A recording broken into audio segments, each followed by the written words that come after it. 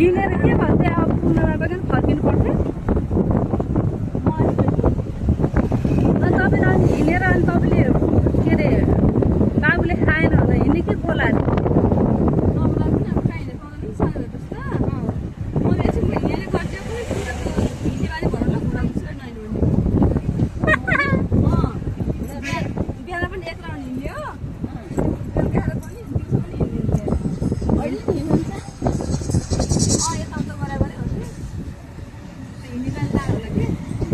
एकछिन नबस्ने यसो आउने फेरि हिँड्ने होइन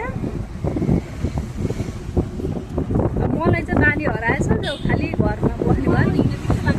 कहीँबाट आएर थकेर आएर पाँच घरमा एकछिन काम गरेर पुरै थकेर आएर एकछिन काम गरेर भारी नै बोकेर